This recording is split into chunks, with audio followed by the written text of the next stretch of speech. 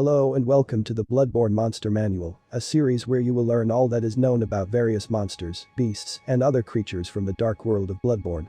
The idea to create these series came to me after watching the Berserk Monster Manual by RealLifeRyan.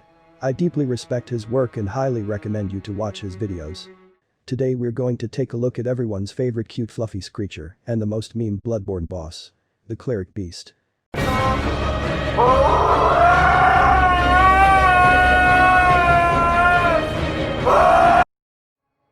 The Cleric Beast is one of the largest monsters that hunters are bound to encounter. As its name implies, this creature was once a cleric of the healing church who has given over to beasthood completely. Cleric beasts stand out from the rest of the beasts due to their huge, malformed horns, as well as their upright posture, hard growth on their head, and of course, their remarkable big hairy left arm, most likely inspired by that of Manus's from the first Dark Souls DLC. Artorias of the Abyss.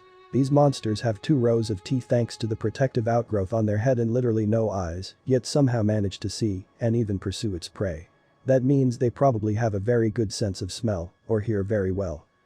Or maybe it just uses echolocation. The Cleric Beast design is most likely influenced by the legends of Wendigo, a half-human monster from Native Americans' mythology, who once was a human, but turned into a beast after eating human flesh. The appearances of these creatures are very similar. From large misshapen horns on their heads to the bony torso and the ribs seen through the skin. A quick note. This Wendigo design was created by Algernon Blackwood, an English writer. The original look of Wendigo is depicted pretty accurately in the game Until Dawn. The Cleric Beast we meet in the game was most likely a captain of the Hunters of the Church, as the item called Hunter Chief Emblem becomes available in the Bath Messenger shop after defeating the beast, and the description of this item states. A cloth emblem that belonged to the captain of the church hunters. The captain's return, and this emblem, determined the end of the hunt. This particular beast previously resided in the cathedral ward but jumped down to the Great Bridge the moment it saw the hunter. The place you see in the clip was most likely the same spot where the hunter of the church transformed, as indicated by the large crater at his left. Strange fact. There are iron rods or nails jammed into the monster's legs. It is also worth mentioning that we actually meet several cleric beasts in the game. One is alive and one is, not in the mood. Not to mention Lawrence, the first vicar of the healing church, who is introduced to us as a cleric beast covered in flames sitting in the main cathedral in the Hunter's Nightmare. This version, as stated before, differs from the previous one by being on fire, and also by its ass completely exploding after the beast loses 2/3 of its health. These monsters' strength is immeasurable, breaking whole carriages in pieces by a single swing of its arm. It can grab the hunter and smash them into the ground, causing a tremendous amount of damage. The beast also uses high jumps and can quickly shorten the distance, catching the hunter off guard. It also summons a red aura to heal its wounded and bleeding limbs, which resembles the one that surrounds the hunter when they use the blood bullet technique. Lawrence is even more dangerous than the normal cleric beast. His attacks not only cause a lot of damage, but also are accompanied by massive explosions, which makes it difficult to stay near him. After his legs fall off, he gets a few new attacks I like to call R1L1 spam and lava diarrhea.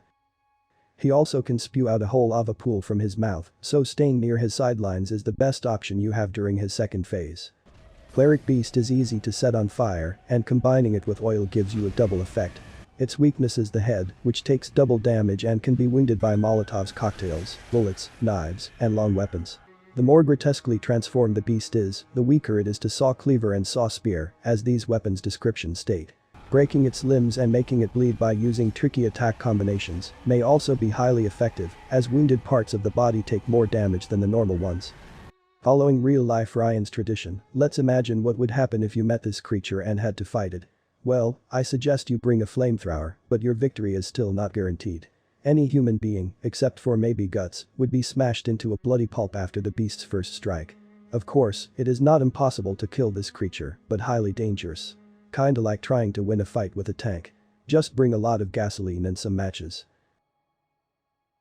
In summary, Cleric Beast is a tough and actually pretty scary opponent, which has probably been your first Bloodborne boss on your first playthrough, even though it's fully optional.